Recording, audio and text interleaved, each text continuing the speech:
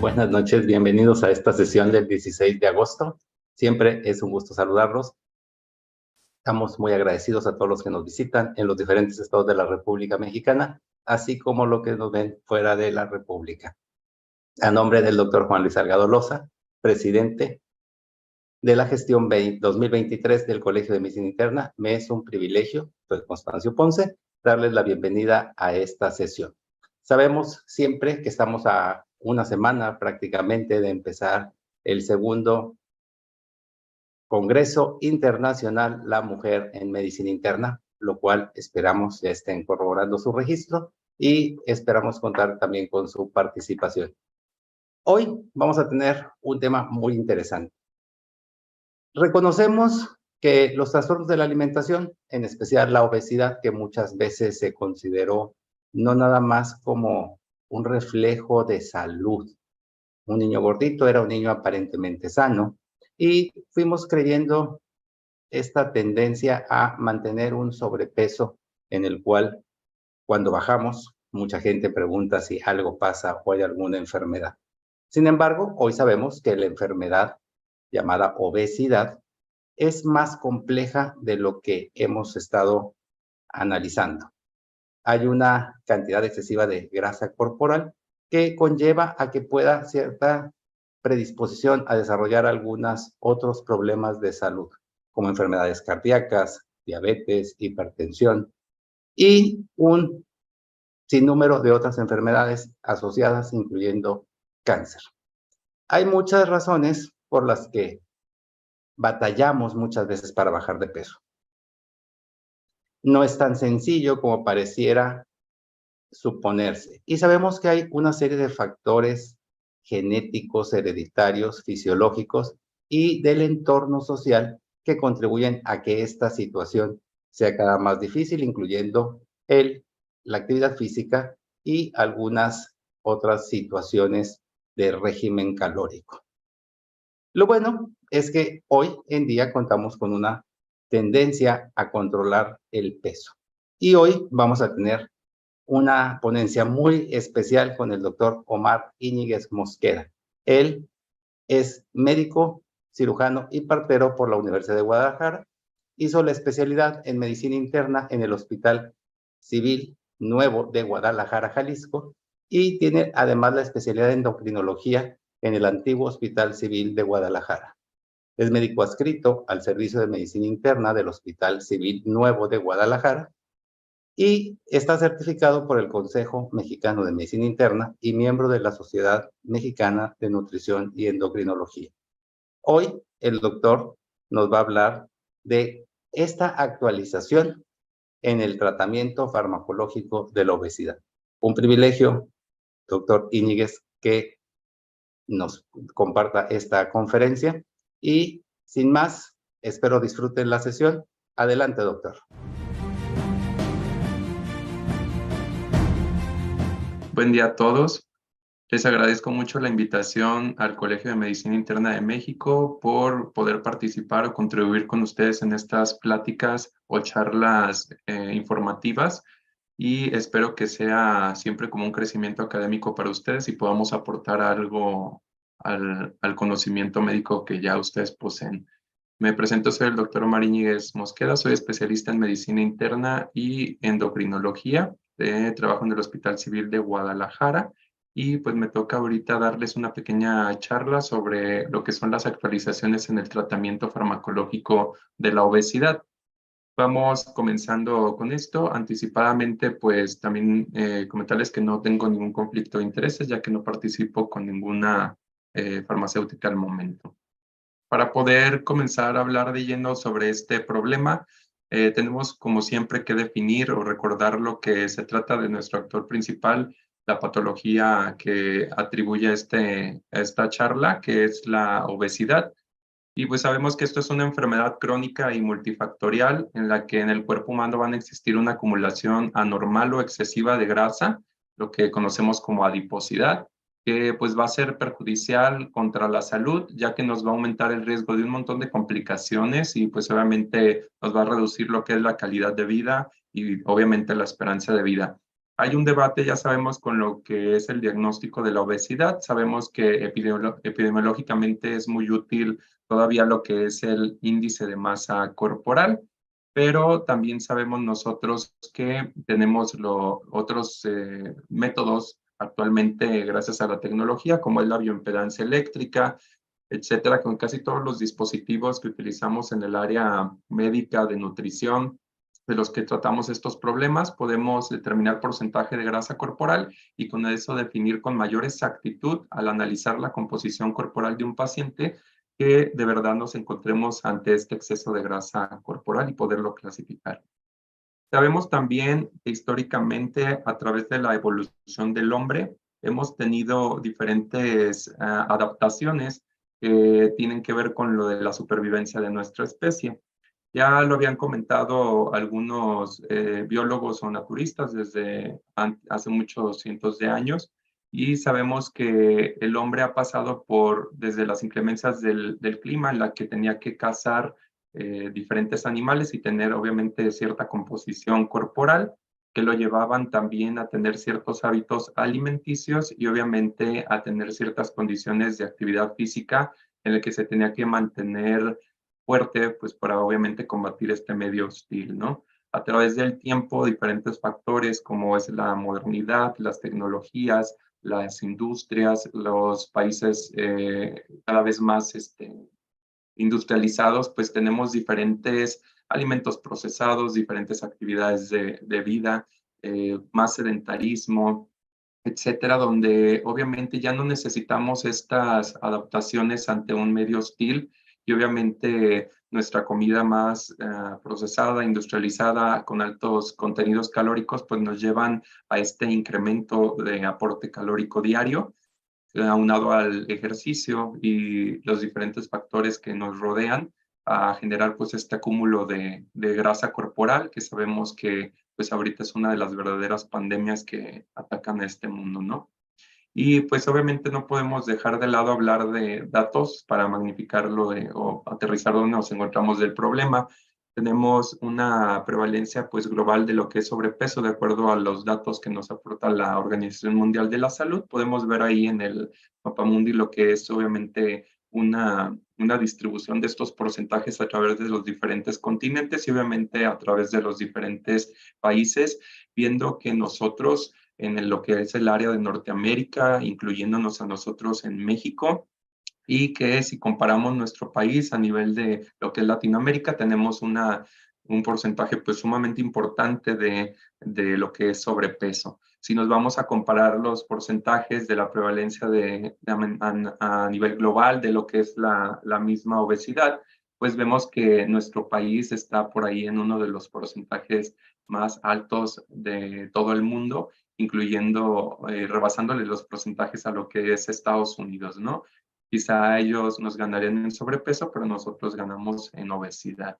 Y obviamente hablando ya de datos particulares de acá de México, de acuerdo a la Encuesta Nacional de Salud y Nutrición del 2018, sabíamos que pues el porcentaje de hombres que tenían lo que era sobrepeso, pues sobrepasaba lo que eran las mujeres, mientras que la cuestión de distribución a través de obesidad, pues obviamente sí sobrepasa un poquito más a mujeres, pero en ambos de lo que son adultos arriba de 20 años, la prevalencia pues sí rebasa lo que son lo que es 75.2% acumulado sumando lo que es sobrepeso y obesidad, que sabemos que este dato pues es alarmante y que se esperaba ya en esas fechas que se hizo esa encuesta para la del 2020, que obviamente estos datos aumentaran y obviamente para las que vienen a futuro, que también se incrementen aún más con el tema de la pandemia por COVID-19, que eso se estima que nos va a disparar aún más estos números, ¿no?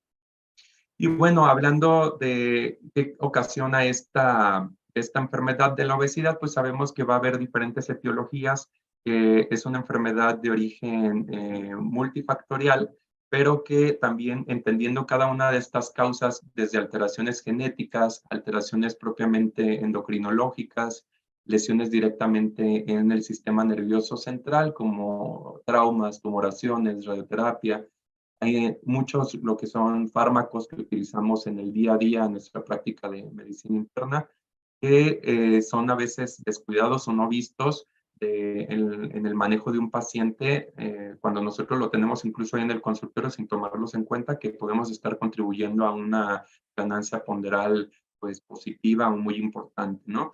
Diferentes estilos de vida, como comentábamos al principio con la diapositiva de la evolución, incluso elementos muy importantes que también a veces dejamos de lado, como son las cuestiones psiquiátricas, de alteraciones de estado de ánimo, que tienen muchísimo papel, un papel yo diría de los más importantes en el desarrollo de lo que es la obesidad.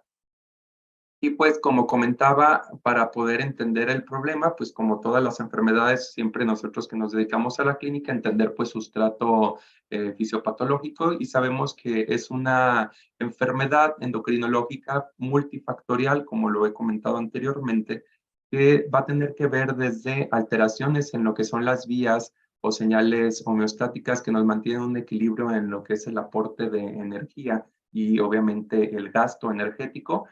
Esto tiene mucho que ver con la regulación neuroendocrina, pues, de nuestras conductas de alimentación, señales incluso ya más sofisticadas de procesamiento cortical, lo que llamamos actualmente señales hedónicas o de placer asociadas al alimento, donde entran, por ejemplo, la palatabilidad de alimentos, etcétera. Incluso otros elementos como son la microbiota intestinal, que tiene mucho que ver con el procesamiento de estos nutrientes a nivel de nuestro sistema digestivo, y obviamente también ciertos fármacos que pueden favorecer a la ganancia de peso o también interrumpirnos estas vías de señalización neuroendocrina o de péptidos gastrointestinales también asociados al hambre o la saciedad, y también incluso barrernos la flora gastrointestinal, ¿no? Tenemos también que ver el medio ambiente que está construido a nuestro alrededor, la cuestión social, cultural de la alimentación, que tiene que ver incluso a veces con la raza, la etnia o el entorno sociodemográfico, ¿no? Y pues obviamente la actividad física que tenga el paciente, las cuestiones de su salud mental y obviamente las señales periféricas que también nos regulan vía sistema nervioso central, lo que es las señales de reserva de energía y de alimentación, ¿no? Entonces, sabemos que a nivel hipotalámico o y de sistema nervioso central, hacia vías, como les comentaba, periféricas, se va a hacer una regulación desde lo que son puntos centrales que vendría siendo los hipotalámicos, son ciertas sustancias que nos generan efecto anorexigénico contra otras que son orexigénicas, ¿no? También otras sustancias que son de procesamiento no tanto central, sino ya más bien periférico, que tiene que ver con todas estas sustancias, hormonas gastrointestinales, que también tienen que ver algunas con efectos anorexigénicos y otras orexigénicas. Tenemos también incluso otras sustancias a nivel pancreáticas y pues obviamente también a nivel del propio adipocito, donde sabemos actualmente que el tejido graso pues es un sistema endocrino muy activo. Sabemos también que la obesidad está asociada a, como dije, muchas patologías o comorbilidades. Aproximadamente vamos como en unas 231 enfermedades. Entonces, no solo es tener el concepto de ese exceso de grasa corporal una vez diagnosticado en el paciente, sino también concientizar al paciente sobre todas esas consecuencias que puede tener el permanecer con esa composición corporal, ¿no? Sabemos que la obesidad está asociada con muchos trastornos mentales, desde alteraciones de estado de ánimo hasta déficit de atención, crisis de pánico, etcétera. Va a haber alteraciones a nivel de sistema cardiovascular como aterosclerosis, hipertensión, insuficiencia cardíaca, arritmias, alteraciones en lo que es la coagulación con todo el espectro de la enfermedad tromboembólico-venosa, alteraciones cutáneas como acantosis nigricans, estrías, aparición de acrocordones o fibromas laxos, psoriasis, etc. Alteraciones también en lo que es nuestro sistema musculoesquelético, con lumbalgias, problemas en lo que es la columna, osteoartrosis, hasta llevarnos a incapacidad física, ¿no? A través del tracto gastrointestinal se ha asociado a infecciones urinarias, incontinencia urinaria, problemas pulmonares como SAOS, asma, EPOC, hipertensión pulmonar, alteraciones reproductivas también, metabólicas, pues obviamente es lo que más reina con nosotros en el día a día de nuestra consulta de clínica, como problemas de hígado graso, dislipidemia, diabetes, colelitiasis, gota, y pues obviamente aproximadamente unas 14 neoplasias que actualmente están asociadas a lo que es padecer la obesidad, ¿no?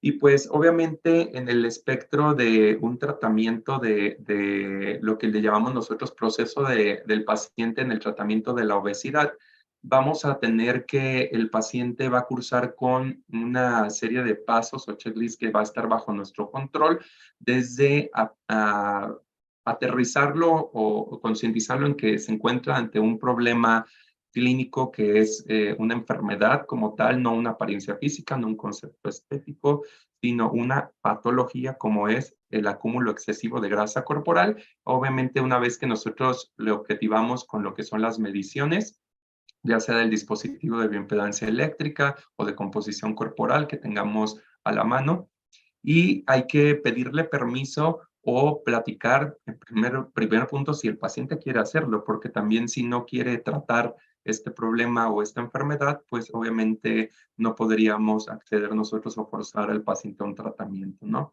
Hay que evaluar obviamente su historia clínica, que eso es muy importante, desde qué metas quiere lograr el paciente, a hablar sobre la clasificación de la obesidad, posicionarlo en un estadio de la obesidad, eso sirve bastante para que él entienda también en el rango en el que se encuentra, si se ha salido de control y que vea la magnitud y que se puede también hacer algo al respecto. La tercera parte sería asesorarlo sobre los esquemas que tenemos de tratamiento, que aquí entraría la tripleta que llamamos nosotros siempre modificaciones a estilos de vida, que viene siendo lo que es la cuestión de un plan nutricional supervisado por un experto en nutrición, sobre todo clínica, establecerles un plan de ejercicio o actividad física de acuerdo a sus posibilidades o a sus comorbilidades o a sus condiciones físicas del paciente. Esto en conjunto médicamente y también nutricionalmente, y si es posible también con un acondicionador físico.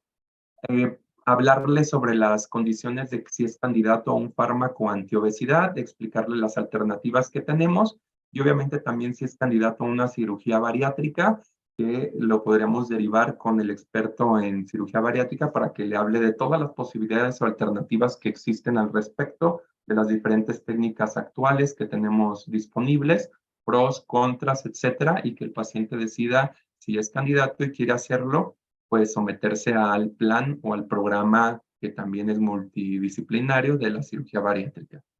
Una vez que el paciente haya decidido tomar o que haya tomado la decisión de sí tratarse o sí darle un manejo integral a su obesidad, pues hay que acordar metas, ¿no? Siempre hablarle de los pasos que vamos a ir siguiendo y de que también hay que centrarnos en una realidad, que esto va a ser un poquito lento, que lleva tiempo, que confiere paciencia, perseverancia, etcétera. Y en la quinta parte siempre ayudarlo con las conductas. Esto es con un acompañamiento psicoterapéutico y o de psiquiátrico en caso necesario, para poder estar rompiendo con las barreras del entorno o las cuestiones que nos impidan continuar con este tratamiento, ¿no? Aparte de esto, hay que saber que existen recomendaciones internacionales de acuerdo a las diferentes sociedades de cuándo tratar a un paciente de obesidad con algún fármaco. Lo que son las recomendaciones de la Sociedad Endocrina de Estados Unidos nos recuerdan que siempre que un paciente tenga un índice de masa corporal mayor o igual a 25, tendremos que ofertarle modificación de estilos de vida con la tripleta que es dieta, ejercicio y acompañamiento psicoterapéutico. Aparte de esto, todos aquellos que tengan un índice de masa corporal mayor o igual a 27, más un comórbido asociado a este exceso de adiposidad, serán candidatos a un fármaco antiobesidad. O si tienen un índice de masa corporal mayor de 30, aunque no exista algún comórbido, ya podría ser candidato a una farmacoterapia antiobesidad. En cambio, si aparte tienen un índice de masa corporal mayor o igual a 35 con un comórbido o más de 40 sin comórbidos, también podrían ser candidatos a lo que le llamamos nosotros el quinto elemento de tratamiento antiobesidad, que es una cirugía bariátrica. Es también sabido que la Sociedad Endocrina reconoce que los medicamentos antiobesidad nos pueden, pues, incrementar lo que es el apego al tratamiento y obviamente que nos mejore esta constancia que necesitamos para no transgredir el tratamiento, ¿no? Pero pues de aquí surge la interrogante de cuál elegir. Si no es que el paciente ya eligió algunos por su cuenta propia o ha caído también en malas manos, donde sabemos que existe día a día un montón de remedios milagros, remedios caseros, remedios fantasiosos, los llamo yo, les digo a los pacientes que se les ofertan, incluso a veces por mismos trabajadores de salud, como son médicos, médicos bariatras, nutriólogos bariátricos, médicos estéticos, plásticos, etcétera, de las diferentes especialidades que se atreven a dar un fármaco antiobesidad y recordar que también las sociedades internacionales reconocen que los médicos que están autorizados para prescribir un fármaco antiobesidad, de preferencia tiene que ser un endocrinólogo o un clínico que tenga el conocimiento al respecto de estos fármacos antiobesidad que vamos a hablar más adelante.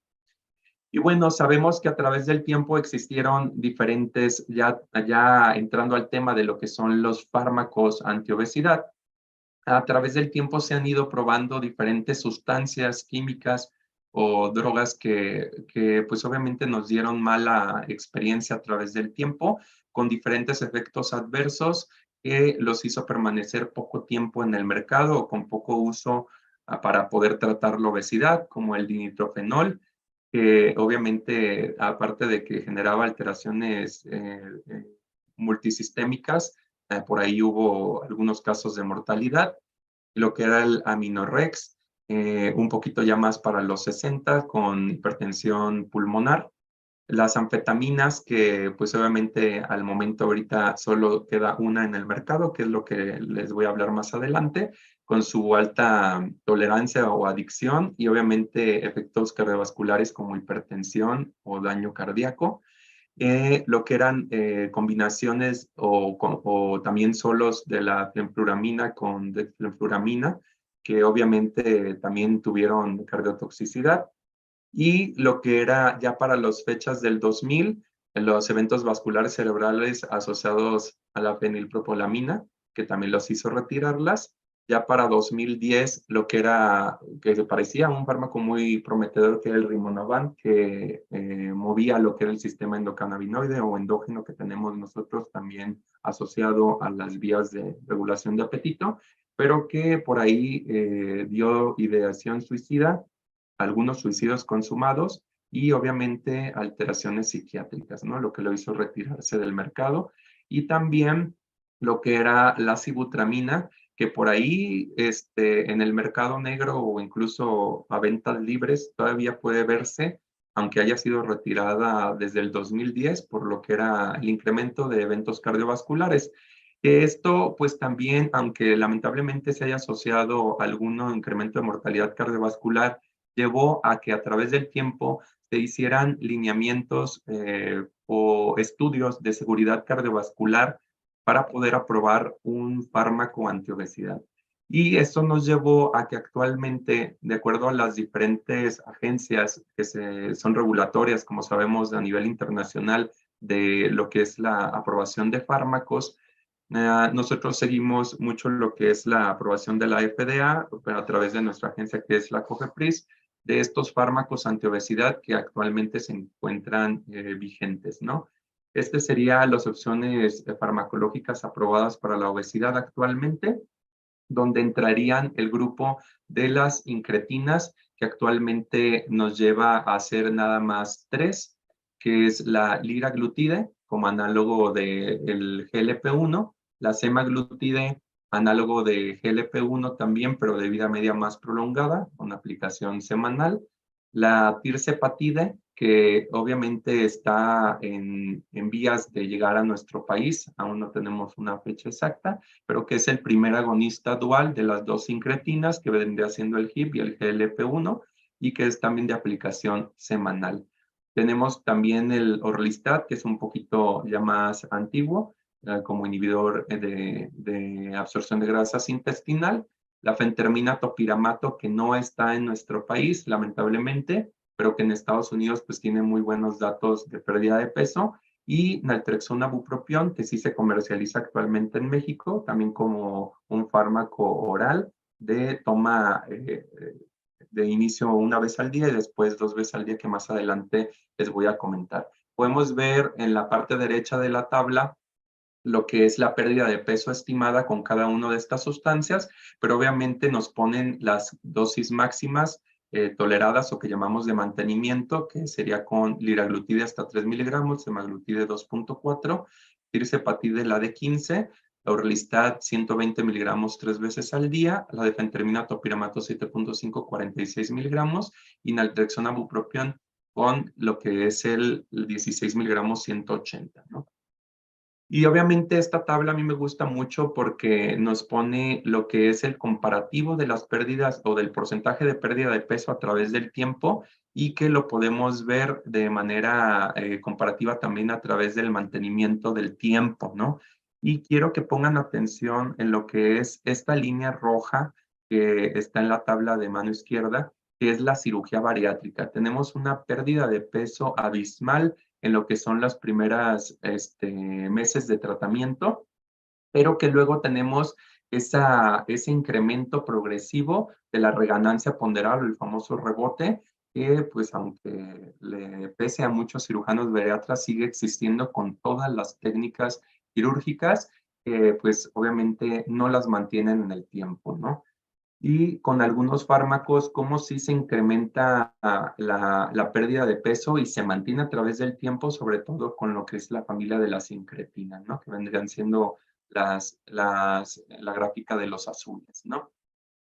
Comenzamos hablando un poquito más de detalles particulares de cada uno de estos fármacos, que es el objetivo de esta charla, actualizarlos en ellos. El Orlistat, uno de los más antiguos desde el 99, aprobado por la FDA, que va a ser un bloqueante directo de las lipasas intestinales, aproximadamente bloqueándonos el 30% del contenido graso de la comida y haciéndonos una pérdida de peso comparada contra el placebo de 3.1% a través de un año, con la dosis mayor de 120 miligramos cada 12 horas. La presentación viene en oral, en cápsulas de 60 y 120, que comienza pues obviamente con una dosis de una cápsula de 60 miligramos cada 8 horas con los alimentos, pero pues sigue siendo cada vez menos utilizado porque depende de la tolerancia gastrointestinal del paciente, que tiene que ver hasta con problemas de esteatorrea o malabsorción intestinal, hasta incontinencia fecal, si no se respeta el hacer dietas libres de grasa, ¿no? Está contraindicado en problemas malabsortivos intestinales, en colestasis y también cuando hay incremento de excreción de oxalatos en orina. Está también lo que es la fentermina, aprobada desde el 59 y que se mantiene en el tiempo como uno de las anfetaminas anorexigénicas con su efecto simpático-mimético, ya que nos disminuye lo que es la liberación de norepinefrina, bloqueándonos el hambre, de ahí su efecto anorexigénico. Se le ha asociado una pérdida de peso del 5.1% a 28 semanas con la dosis de 15 miligramos al día. La encontramos tabletas desde 6.4, que esas solo hay en Estados Unidos. Aquí en México hay 15 miligramos y 30 miligramos de liberación inmediata o de liberación prolongada. También incrementamos la dosis de lo que puede ser incluso semanal a tolerancia del paciente y lo revaluamos a los 3 meses de tratamiento. Va a tener muchos efectos adversos que sí son frecuentes o frecuentemente vistos en la práctica clínica, como vienen siendo el incremento de tensión arterial, taquicardia o palpitaciones, algo de mareos, mucosas secas, temblores, nos puede dar pérdida de líbido, impotencia sexual, hasta estreñimiento, ¿no? Que esto es muy variable de persona a persona, incluso también cefaleas. Vamos a tener también nosotros lo que son contraindicaciones solamente en embarazo y lactancia, en eventos cardiovasculares recientes, pacientes hipertensos, hipertiroideos, con glaucoma, con alteraciones psiquiátricas, sobre todo el tema de psicosis, o sea, y que estén descompensadas en ancianos o usuarios de drogas. Tenemos también la fentermina topiramato, que aprobada desde el 2012 por la FDA, que pues obviamente es la misma fentermina, pero con el topiramato de liberación prolongada. Se comercializa como Qsymia, pero este medicamento solo existe en Estados Unidos, lamentablemente no se comercializa en México y ha logrado perder un porcentaje de peso del 6.6% del basal a un año de tratamiento con la dosis máxima. También se va titulando, lo podemos hacer quincenalmente para que probemos la dosis más baja 2 semanas. Si se tolera, se incrementa a la de 7.5 o 46 miligramos. Esa se mantiene 3 meses. Y si no se logra la pérdida deseada, se puede incrementar obviamente a la de 11.2569 otras 2 semanas y luego llegar hasta la máxima otros 3 meses para reevaluarlo. Si no se logra la pérdida en esos siguientes 3 meses con la dosis máxima, se tendría que retirar. Las contraindicaciones van a ser muy parecidas pues a la de fentermina sola. Y este es un porcentaje de los efectos adversos que se presentan con el combinado de fentermina, topiramato, liberación prolongada. Tiene su estudio también de seguridad de cardiovascular como desenlace secundario y también de pérdida de peso como desenlace primario, que pues podemos observar que comparado contra el placebo, pues sí nos incrementa, sí nos logra una pérdida de peso que es mantenida a través del tiempo, ¿no? De lo que son las semanas. La lorcacerina es un medicamento que se aprobó en 2012 en la FDA, duró un poco de tiempo, tuvo un retiro voluntario en el estudio que mandó a hacer el propio laboratorio en el 2020, por lo que era la no seguridad cardiovascular de este fármaco, que era un agonista de los receptores serotoninérgicos, específicamente de 5-hidroxitriptamina, pero los 12 a nivel central, y lograba pues una pérdida de peso ahí de 3.6 escueta, que también pues obviamente la FDA fue uno de los argumentos que dijo que no había una pérdida de peso tan importante comparada contra los otros que teníamos en el mercado, ¿no? Tiene ahí su estudio, que fue en el que se sacó de forma inicial para poderse comercializar, pero en el 2020 no sobrepasó las pruebas cardiovasculares con incremento de lo que eran eventos cardiovasculares, ¿no? Tenemos la naltrexona bupropión, aprobada desde el 2014, tiene más o menos como un año en México, se comercializa con el nombre Misimba, y este medicamento pues va a ser pues, un antagonista de los receptores opioides mu, y también con el efecto combinado del bupropión como un inhibidor de recaptura de dopamina norepinefrina, que pues también no solo nos baja apetito, sino también tiene efecto antidepresivo. Tiene una buena de pérdida de peso comparada contra el placebo a 56 semanas de 4.8%. Y también viene de forma administración oral y se va titulando una tableta al día por una semana. Luego la aumentamos a una tableta cada 12 horas otra semana.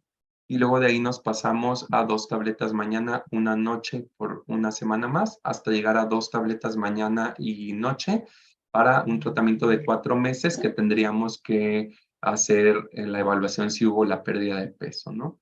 Esta tiene también contraindicaciones muy similares a la fentermina y unos efectos adversos muy parecidos también a la fentermina por el movimiento de neurotransmisores a nivel central, ¿no? Tendríamos también su estudio comparado contra placebo, que sí mostró una pérdida de peso importante mantenida también a través del tiempo, ¿no? Y por último, lo que son las famosas, la familia de incretinas, que yo creo que todos ya las hemos utilizado como fármacos antidiabéticos y que sabemos que tienen una historia desde las incretinas simples como exenatida y lixisenatida y también posteriormente su aparición de extendidos o de liberación prolongada, pero actualmente de los que son de vida media corta han quedado ya más en el pasado para los de acción prolongada, pero también de los cuales se ponen en el ranking o en el top, las que son la liraglutide y semaglutide, que son los que bajo ensayos clínicos han demostrado superioridad para la pérdida de peso y también mantenimiento, además de todas sus bondades en el círculo de síndrome metabólico, ¿no?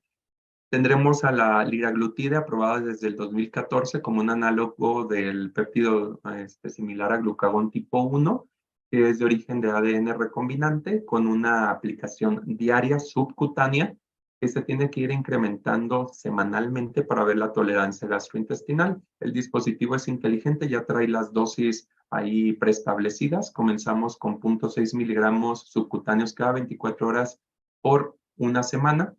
Lo incrementamos a la siguiente semana a 1.2 por 7 días. Lo incrementamos a 1.8 miligramos diarios por otros 7 días. Luego 2.4 miligramos diarios por otros 7 días, hasta llegar a la dosis de mantenimiento antiobesidad, que son 3 miligramos diarios de forma mantenida, ¿no? Es importante aclarar que el liraglutide tiene un efecto antiobesidad o antipérdida de peso a partir de lo que son 1.8 miligramos semana. De ahí para abajo sería meramente efecto antidiabético.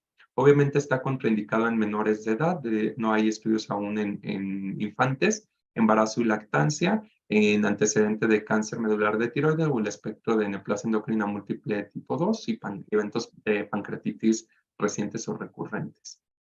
Sigue siendo un problema las molestias gastrointestinales, que eso es el motivo por el cual se va incrementando de forma semanal para evaluar la tolerancia gastrointestinal de nuestros pacientes.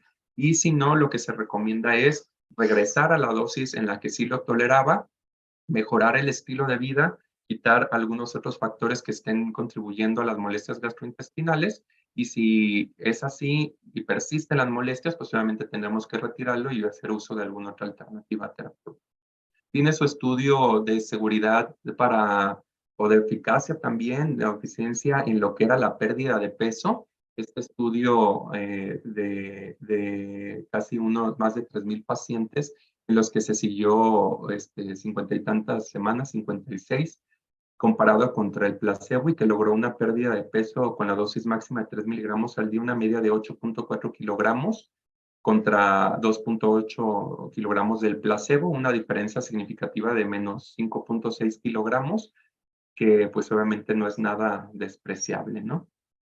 Tenemos la semaglutide como un hermano de la liraglutide, pero de vida media ya más prolongada, que puede llegar hasta lo que son poquito más de 7.6 días, que obviamente también es mediante técnicas de ADN recombinante, un análogo de GLP-1 humano, que tiene una pérdida de peso de 14.9% a 68 semanas con la dosis máxima de 2.4 miligramos al día, que no hay en México.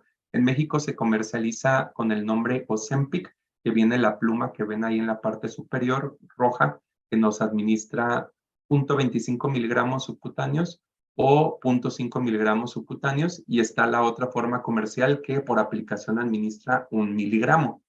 Tenemos que comenzar con 0.25 miligramos semanales durante 4 semanas, lo incrementaremos a 0.5 miligramos semanales por otras 4 semanas, y si no se logra la pérdida de peso adecuada, lo podríamos incrementar a la de 1.5 miligramos semanal. Parece ser que está en miras, aquí el spoiler ya les voy a dar de llegar a la de 2.4 miligramos a México, aún no se sabe la fecha, que se comercializa en Estados Unidos con el nombre de Wegovy. Ese de 2.4 es el que hizo el ensayo clínico donde tuvimos nosotros la pérdida de peso de menos de 14.9% del peso basal, que es una media de menos 15.3 kilogramos en estas semanas de seguimiento, en estos casi más de 1,900 pacientes que se siguió a los pacientes en estas 68 semanas de tratamiento, contra menos de 2.4 de pérdida de peso del placebo, que eran más o menos 2.6 kilogramos, pues solamente una diferencia muy significativa, ¿no? De menos 12.7 kilogramos.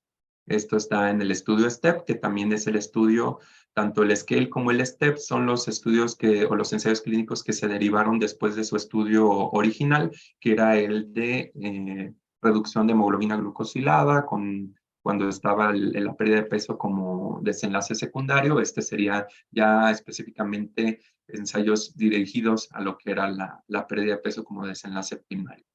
Tenemos también la tirzepatide, que es un fármaco aprobado desde mayo del 2022 en Estados Unidos para tratar diabetes. están corriendo los ensayos clínicos que son los Surmont de lo que era ya directamente el desenlace de pérdida de peso. Obviamente Surmont 2, 3, 4, 5, que van a ser comparados contra propias incretinas o contra otros antidiabéticos en lo que es la pérdida de peso. Y tenemos que esta tirzepatide va a ser el primer análogo dual de lo que es el polipéptido gastrointestinal, insulinotrópico o gastrointestinal, pues obviamente combinó con un GLP-1 en el mismo dispositivo y pues nos alcanza a hacer agonismo o es un análogo dual de estas dos incretinas, potenciando el efecto de GLP-1 simple o solo, como el ligaglutido semaglutide, que tuvimos una pérdida de peso de menos de 15% con la dosis de 5 miligramos, 19.5% con la dosis de 10 miligramos a la semana y menos de 20.9% de pérdida de peso con la de 15 miligramos a la semana, comparado con solo menos 3.1 del placebo. Se comercializa en forma de estas plumas, que son también autoinyectables, de aplicación subcutánea, que las ven en la parte superior. La caja contiene 4 plumas. Cada pluma es de aplicación única. Se aplica una vez a la semana, entonces la cajita sería para un tratamiento mensual. Hay presentaciones de 2.5 miligramos, de 5, 7.5, 10, 12.5 y 15 miligramos. Sigue siendo su principal efecto adverso las molestias gastrointestinales, donde reina náusea, vómito, diarrea, estreñimiento, dolor abdominal. Va a estar también contraindicado igual que semaglutide y liraglutide en embarazo o lactancia, en niños o adolescentes que sean menores de 18 años, antecedente de neoplasia endocrina múltiple, cáncer medular de tiroides o eventos pancreáticos, ¿no? Tenemos el dato aquí del ensayo Surmont 1, donde tuvimos esta pérdida de peso que les comenté de 15%, 19.5% y 20.9% del peso corporal basal, comparado con lo que era el 3.1% del placebo solo en seguimiento a estas 72 semanas con uso de cada una de estas dosis de aplicación semanal, ¿no? Y pues bueno, nada más para poder terminar la charla, también hablarles que que siempre cuando tenemos nosotros las pláticas de actualización en fármacos, queremos ver qué hay nuevo, ¿no? Qué hay prometedor a futuro y decirles que tenemos muchas esperanzas. No se desanimen porque a veces decimos, bueno, pues tantas comorbilidades asociadas a la obesidad y tenemos un montón de fármacos para tratar cada una, pero tan poquitas alternativas que tenemos disponibles para tratar el propio problema de raíz, que es la obesidad, ¿no? Y pues por eso actualmente esta competencia farmacéutica de lograr el mejor medicamento que nos logre una pérdida de peso más espectacular, que lo logre también impactar a su vez con todo lo que son los componentes del síndrome metabólico y que a su vez pues obviamente tenga seguridad cardiovascular o tenga el menor número de eventos adversos, ¿no? Y tenemos un montón de sustancias en ensayos clínicos actualmente en investigación, con ensayos clínicos que van desde fase 1 hasta fase 3, como son agonistas duales de GLP-1 y glucagón, que también parecen ser muy prometedores por la modificación de la estructura de la estimulación a los receptores de glucagón, agonistas duales de las dos incretinas, como que nos va a dar pie lo que fue la tirzepatida, el paso a combinación de HIP con GLP-1 y HIP con GLP-2. También el triagonismo, que serían agonistas directos de HIP, de GLP-1 y de glucagón, que también se muestran muy interesantes. También lo que son los análogos o agonistas del receptor de HIP directo, que se están probando también para tanto diabetes como obesidad. Los agonistas directos del receptor de GLP-1, donde ya también tenemos al Ribelsus como molécula oral, pero que actualmente está en fármaco aprobado solo para tratamiento de diabetes tipo 2, y aún están corriendo los ensayos clínicos para su impacto en tratamiento de pura obesidad sin diabetes. Análogos directos de glucagón, como les comentaba, sensibilizadores de la leptina, que también por ahí va uno corriendo en fase 1, otra en fase preclínica y otro que ya se detuvo. y agonistas directos de lo que es el péptido Y2R, que sabemos que es el receptor del neuropéptido Y tipo 2, también asociados en las vías de apetito, y lo que es el agonismo dual de amilina con calcitonina, también análogos directos de amilina, y obviamente fármacos blancos en las vías de grelina, que es una de nuestras sustancias orexigénicas, también desacopladores mitocondriales y algunos otros fármacos supresores de apetito, ¿no? Entonces, pues vienen muchas sustancias a futuro, pero un futuro no muy lejano, sino ya muy cercano, ¿no? Y pues nada más para terminar aquí, recordarles que el tratamiento de la obesidad cursa con varias fases que no solo tiene que ver con, como les comentaba, con el medicamento, ¿no? Van desde una fase de precontemplación, donde el paciente ni siquiera considera que es necesario darle un tratamiento a su enfermedad o no lo considera de relevancia.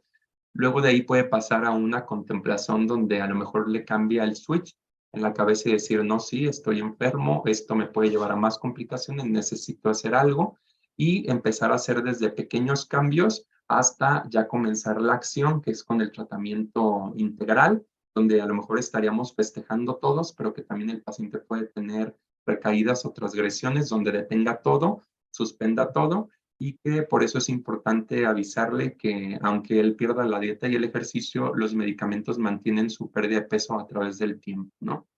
Como nos lo demuestran los ensayos clínicos, para incitarlo a que en lugar de permanecer en esa recaída o en ese stop, lo vuelva a retomar el tratamiento y hacerle ver que también es posible que a través del tiempo pues existan estas recaídas, porque sabemos que hay muchos factores en juego asociados a que persista o perdure la obesidad, ¿no?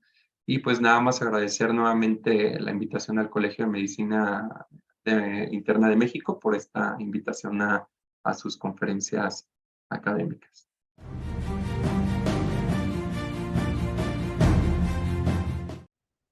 Doctor Omar Íñiguez, muy agradecidos, una conferencia espectacular. Muchas felicitaciones, la gente verdaderamente complacida con la descripción tan amplia que nos dio de todos estos medicamentos que actualmente se usan.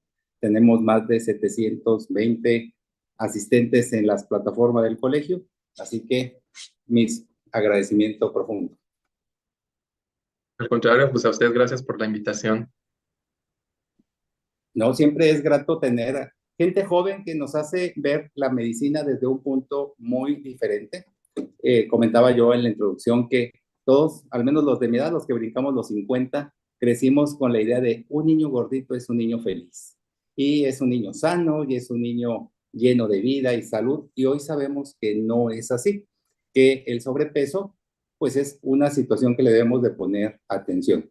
Y siempre me ha llamado la atención que hace más de 20 años ya reconocíamos anorexia y bulimia como enfermedades, pero la obesidad la consideramos muchas veces una condición alimentaria, de malos hábitos, y no veíamos todas estas implicaciones a la larga y las comorbilidades exacerbadas con diabetes, hipertensión, neoplasias y tantas situaciones que por ahí también las acompañan. Sí, efectivamente, como comenta usted, doctor, es necesario pues un cambio o una construcción mental muy diferente de lo que es el problema que tenemos ahorita ya de pandemia, de lo que es la enfermedad de la obesidad, entenderla como tal, que es una patología, no es una condición de apariencia física, no es una condición de estética, no es una condición de moda, sino entenderla con su naturaleza, que es de una enfermedad que nos va a llevar a desarrollar múltiples comorbilidades, ¿no? Creo que ese sería el primer paso o el más importante, y que tenemos que inculcárselo a cada uno de nuestros pacientes para que comprendan que no es un capricho de nosotros querer que simplemente baje de peso o estarle como martirizando con los parámetros o las cantidades en cada consulta de lo que nos arrojó la báscula o los dispositivos, sino tratarle de inculcar que está bajo un estado patológico que lo puede llevar a complicarse aún más, pero que tiene alternativas de tratamiento, ¿no? Sí, muy cierto. Y ya entrando en materia con las preguntas aquí de los asistentes, Muchos de estos medicamentos, por ejemplo, liraglutida, semaglutida, se hacen ahí con un poquito de molestias digestivas. Nos pregunta la doctora Sandra Elena de la Cerda, ¿qué recomendaría usted para el estreñimiento que se asocia un poco con liraglutida? Bueno, lo que se ha probado con estas moléculas que, como comenté yo en la plática, son el principal efecto adverso son las molestias gastrointestinales. Hay varias estrategias que se han ido desarrollando para tratar de mitigar estas molestias. La número uno y más importante, poder emplear lo que es la dosis progresiva de manera adecuada. O sea, es importante que nos tomemos el tiempo para explicarle con detenimiento al paciente cómo tiene que ser la dosis de ascenso de cada uno de estos dispositivos, porque se ha visto que hacerla de forma escalonada, ascender la dosis de los miligramos de los medicamentos, va a dar menor tasa de efectos adversos gastrointestinales. Si a pesar de estar respetando esa administración en ascenso semanal, persisten las molestias, lo que tenemos que hacer es buscar otros factores que lo puedan estar exacerbando, desencadenando, como desde las cuestiones de hábitos alimenticios, los propios, el alimento o la comida que esté ingiriendo el paciente, tratar de recomendarle que evite las sustancias o los alimentos que más pueden incrementar estas molestias gastrointestinales. Y en el caso del estreñimiento, no hay un lineamiento en particular asociado a las incretinas. Se podrían utilizar los tratamientos convencionales que todos conocemos para estreñimiento, dependiendo de la severidad, comenzando pues, con lo que son las moléculas como el polietilenglicol, ¿no?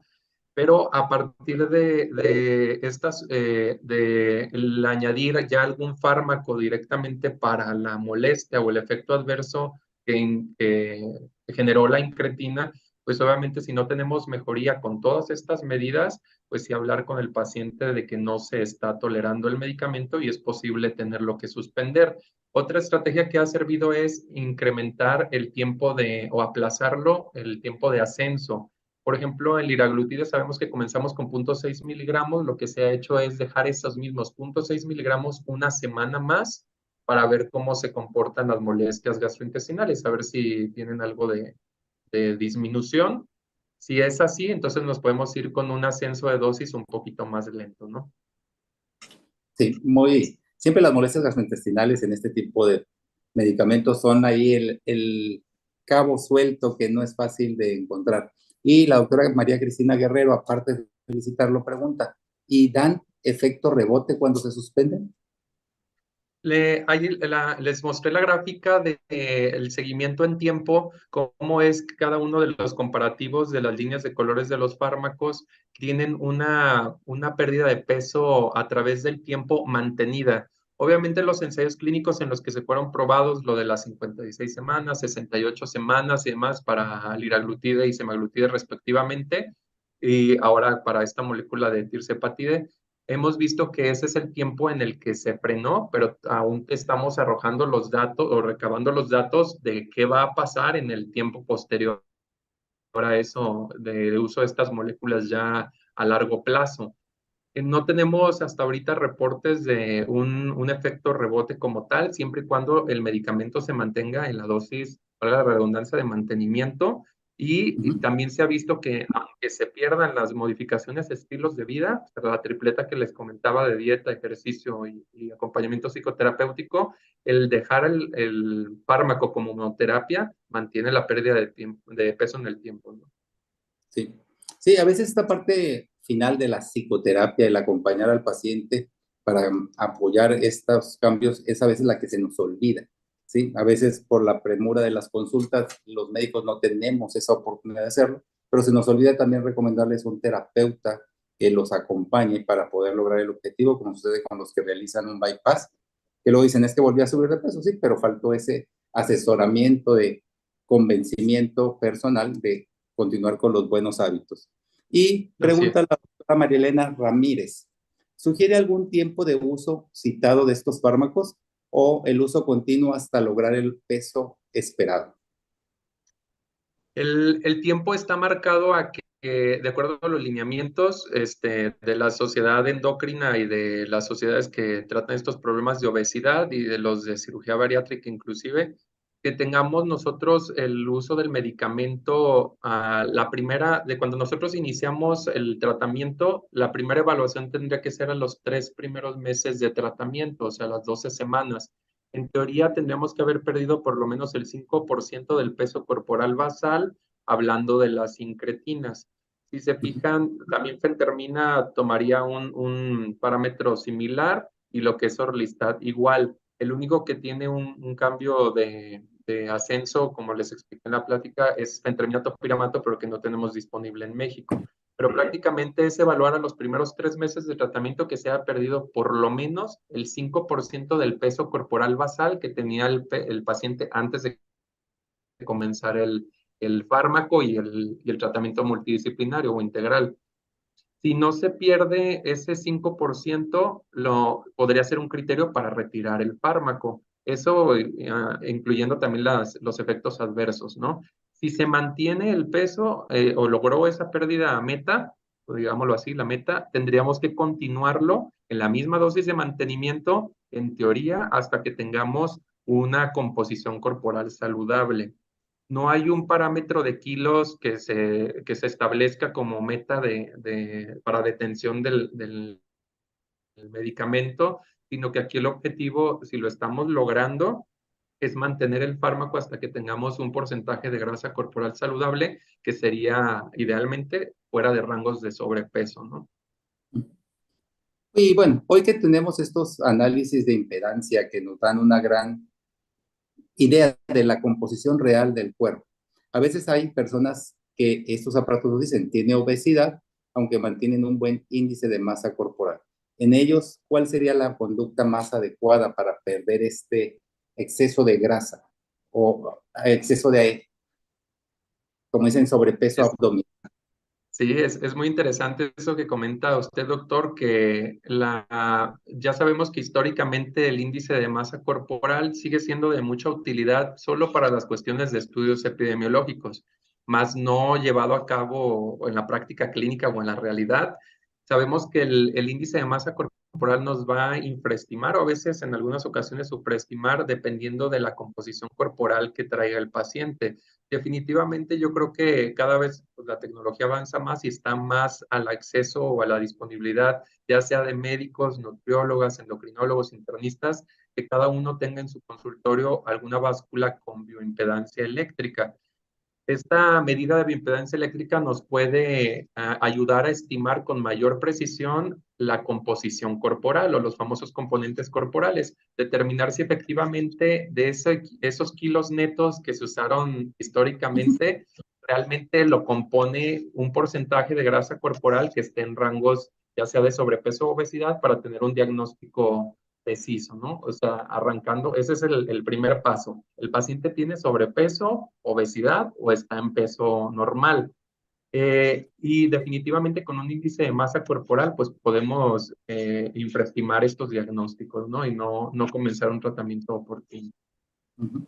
Sí, y de repente, bueno, vemos esta gente que tiene mucha predisposición a hipertrigliceridemia, a diabetes, pero no hay en verdad esta valoración muy completa para ver qué tanta composición.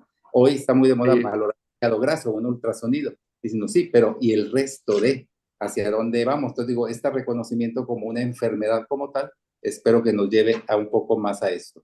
Y así. la doctora Cleotilde nos hace una pregunta. ¿A los cuántos meses se conoce la gastroparesia permanente con semaglutida siendo una bandera roja para cierto tipo de pacientes? Hay diferentes estudios o reportes de lo que es la gastroparesia asociada a las sincretinas, sobre todo con los reportes más con las de liberación prolongada o de vida media más larga, que es el semaglutide, pero para considerarlo un problema crónico tendríamos que tenerlo más allá de 3 meses y obviamente considerarlo que tuviera refractariedad a los tratamientos, como comenté, desde lo básico que es modificación de estilos de vida, asesoramiento nutricional, que se hayan intentado los tratamientos farmacológicos, obviamente con supervisión de gastroenterología, y si a pesar de eso tenemos la permanencia del daño gástrico, pues entonces más allá de los 90 días o de los 3 meses, podríamos considerar que es algo permanente, ¿no? De todos modos, el porcentaje pues, es sumamente bajito de presentación de esa complicación, pero no, o sea, no puedo decir que no se va a presentar, ¿no? Vuelvo a lo mismo que son moléculas que estamos ahorita conociendo ya en la práctica clínica o en la realidad, fuera de lo que son los ensayos clínicos. Nuestro medio que nos rodea, que es nuestro país, México, no somos de los países a nivel mundial que más estemos comercializando el medicamento en comparación contra los de primer mundo para tener suficientes números o datos de relevancia o de significancia. Entonces, lo que tomamos es a partir de la bibliografía extranjera, ¿no? Oh, muchas gracias, Omar. Y el doctor Enrique Figueroa pregunta sobre tu opinión sobre la fenotipificación que actualmente sugieren algunas organizaciones médicas del paciente que vive con obesidad y que puede orientar al tipo de fármaco a utilizar.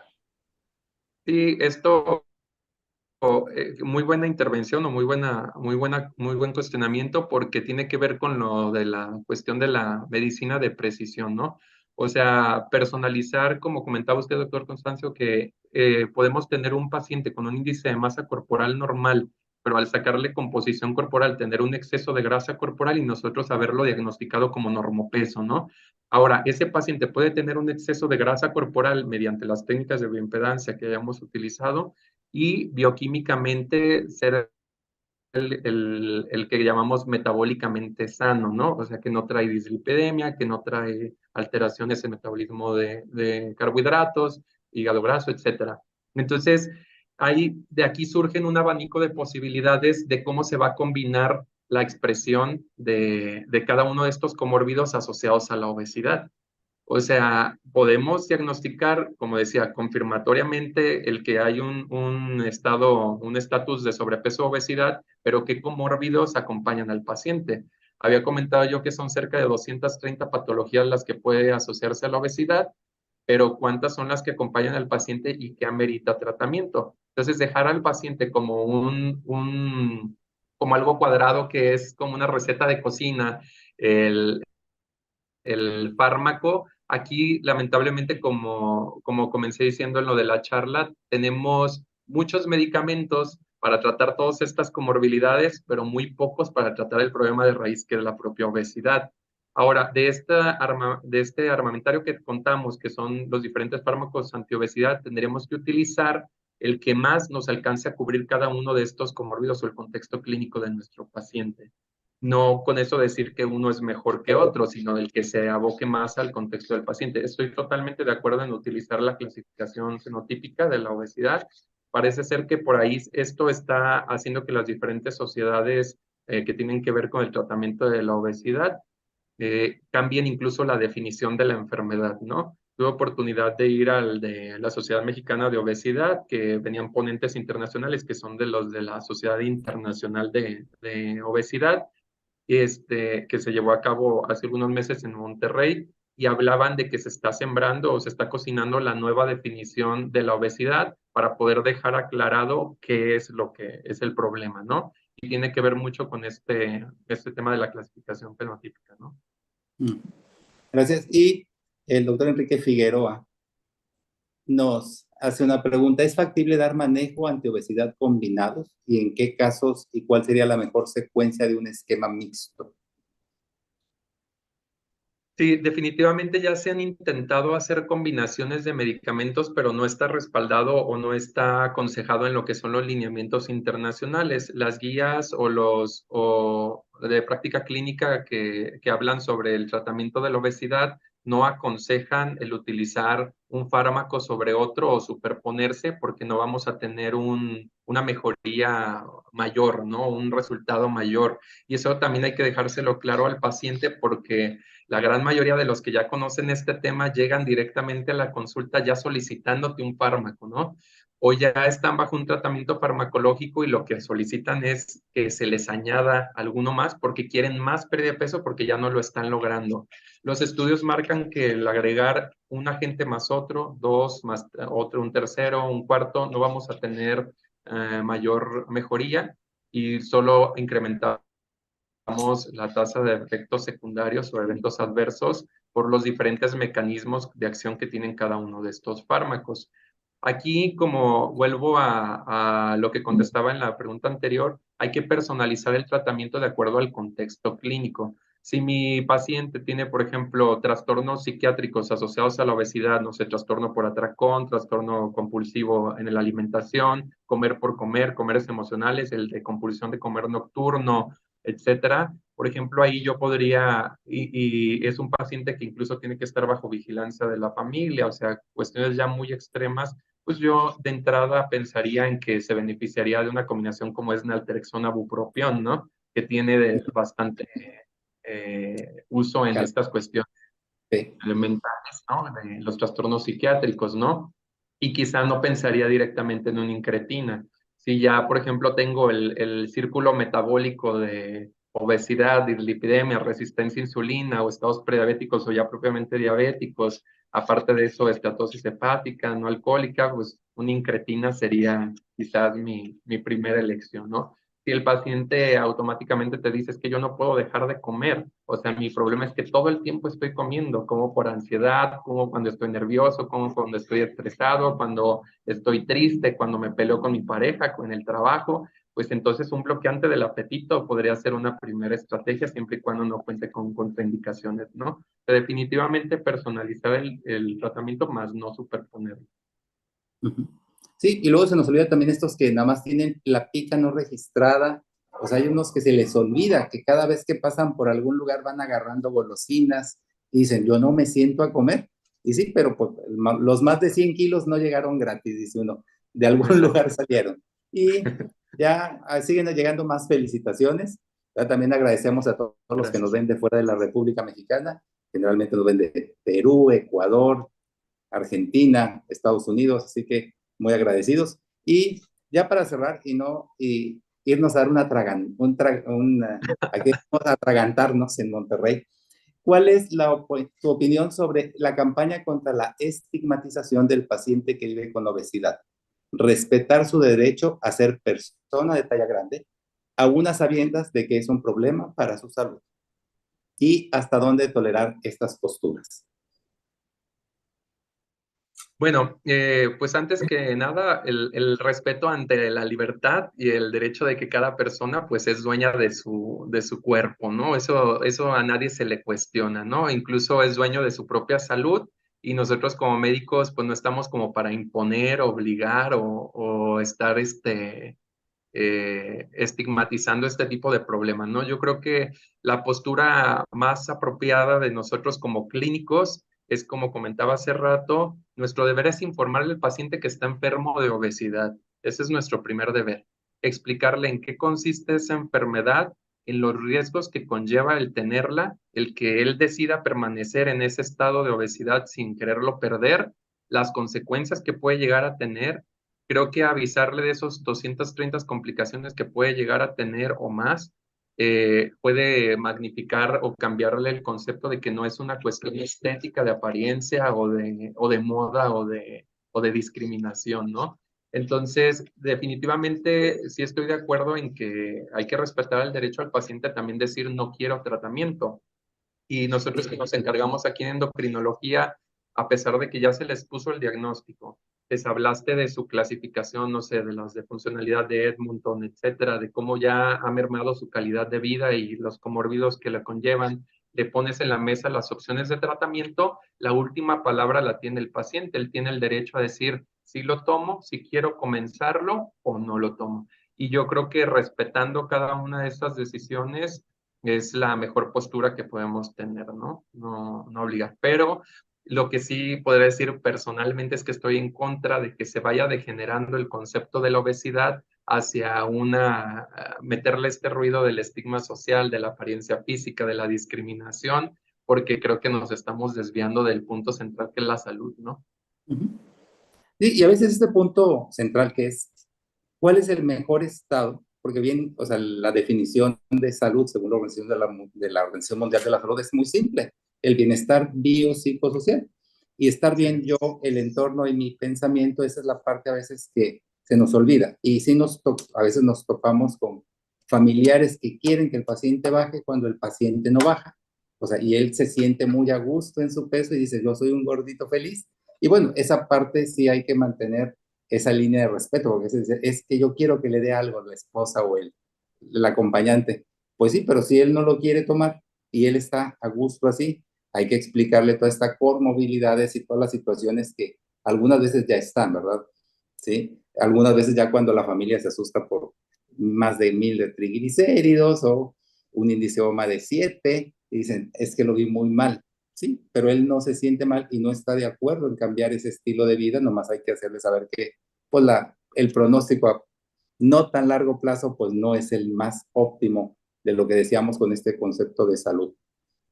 Siguen llegando muchas más felicitaciones y nos quedan por ahí algunas preguntas con respecto a esto de los efectos digestivos y cuál es la mejor forma de poder combinar o evitar estos síntomas digestivos, las cuales, bueno, por cuestión de tiempo y voy a omitir y no me queda más que agradecerte y si nos quieres dar algún comentario final, doctor Omar Íñiguez.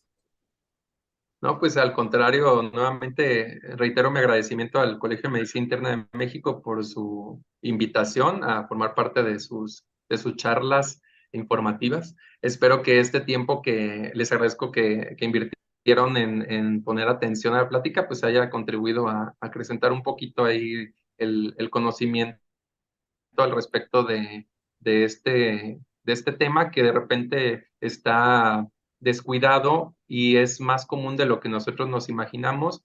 Entonces, solo recuerden voltear a ver al paciente, tratarle de determinar lo que es su composición corporal y también agregarle a la lista de problemas de forma rutinaria lo que es el estado de composición corporal, si está normal en sobrepeso o obesidad, para poderle dar atención, ¿no? Sí, pues muchísimas gracias, Omar. Y antes de despedirnos, nada más quiero recordarle a toda la audiencia que el 23 tenemos sesión y también empieza el segundo Congreso Internacional de la Mujer en Medicina Interna, en el cual espero nos acompañen. Y bueno, tenemos ahí ponentes muy interesantes y pues todo esto que conlleva la salud femenina y el enfoque a estas enfermedades que son muy características del género femenino que hay que siempre tener muy, muy presentes. Y pues sin más, nos vemos la próxima semana y muy, muy agradecido, Omar. Todo un privilegio que has estado con nosotros Un gusto. y excelente noche. Gracias, doctor.